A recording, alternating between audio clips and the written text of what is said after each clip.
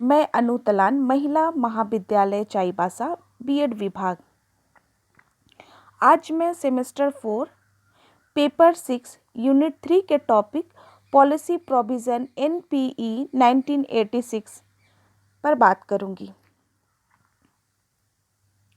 पिछले वीडियो में हमने राष्ट्रीय शिक्षा नीति के विभिन्न भागों पर चर्चा किया है। आज हम लोग राष्ट्रीय शिक्षा नीति 1986 के लैंगिक समानता के लिए किए गए प्रावधानों पर बात करेंगे।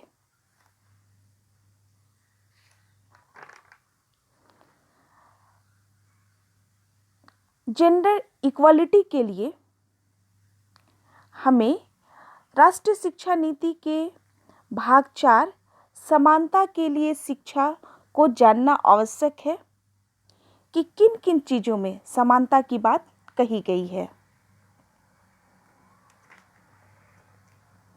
समानता के लिए शिक्षा। राष्ट्रीय शिक्षा नीति 1986 विषमताओं को दूर करने पर विशेष बल देगी और अब तक वंचित रहे लोगों की विशेष आवश्यकताओं को ध्यान में रखते हुए शिक्षा के समान अवसर मुहैया करेगी। अर्थात जितने भी लोग शिक्षा से वंचित रह गए हैं उनके लिए शिक्षा के अवसर उपलब्ध करने की बात कही गई है। इसमें विषमता की चर्चा की गई है। वंचित रहे लोगों में महिलाओं, अनुसूचित जनजातियों, अनुसूचित जातियों, अल्पसंख्यकों, विकलांगों और प्रौढ़ शिक्षा आदि की बात कही गई है।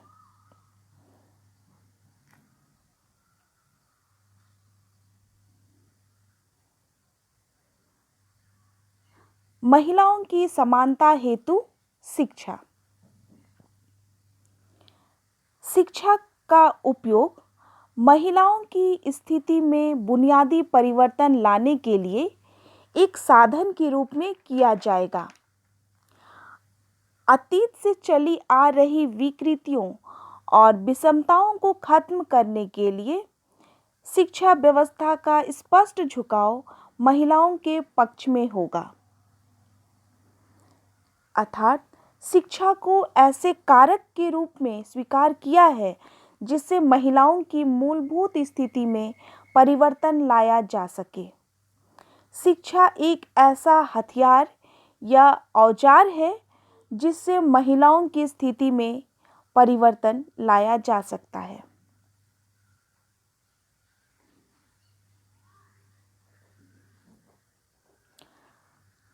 महिलाओं के अध्ययन को बढ़ावा।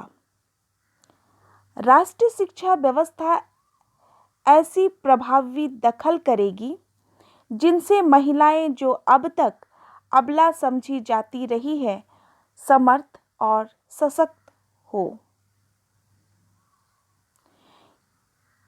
इस नीति में महिलाओं को समर्थ और सशक्त करने की बात कही गई है।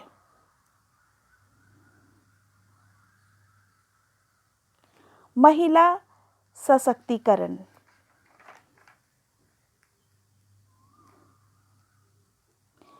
राष्ट्रीय शिक्षा व्यवस्था के पुनर्गठन की बात कही गई है जिससे महिलाओं के सशक्तिकरण में सकारात्मक भूमिका निभाई जा सके। इस नीति में शिक्षा व्यवस्था में बदलाव करने की बात कही गई है ताकि महिला के सशक्तिकरण की ओर आगे बढ़ सके। महिलाओं को ऐसी शिक्षा दी जाए जिससे महिलाएं सशक्त बन सके, अपने पैरों पर खड़ी हो सके। शिक्षा ऐसी दी जाए कि महिलाएं किसी पर निर्भर ना रहें, आत्मनिर्भर बने। नेक्स्ट, संशोधित पाठ्यक्रम के माध्यम से नए मूल्यों का विकास। पाठ्यक्रम को फिर से पुनः संशोधन किया जाएगा, जिससे महिलाओं को आगे आने के लिए प्रोत्साहन मिले। अर्थात पाठ्यक्रम में ऐसे विषयों को सम्मिलित किया जाए जिससे महिलाओं को प्रोत्साहन मिल सके, उनमें आत्मविश्वास आ सके और वो आगे बढ़ सके। नेक्स्ट, शैक्षणिक संस्थाओं की सक्रिय भागीदारी। नए मूल्यों की स्थापना के लिए शिक्षण संस्थाओं के सक्रिय सहयोग से पाठ्यक्रमों तथा पठन सामग्री के पुनर्रचना की जाएगी तथा अध्यापकों व प्रशासकों का पुनः प्रशिक्षण किया जाएगा।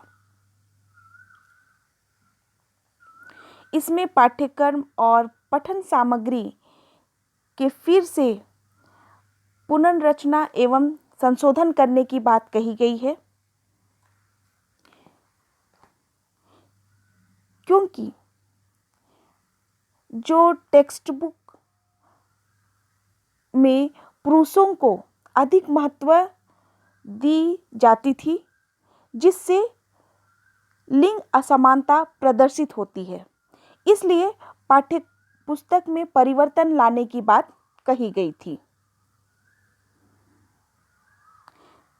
इसमें शिक्षकों को भी पुनः प्रशिक्षण देने की बात कही गई।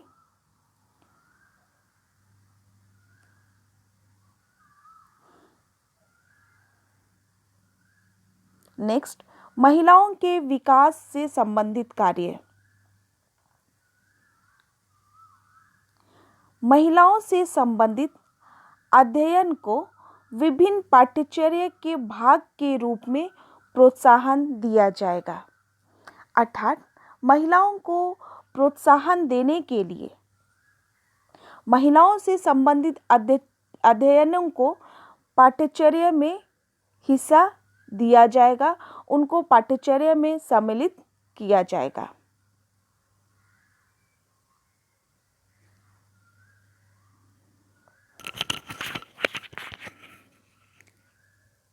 आज के लिए इतना ही।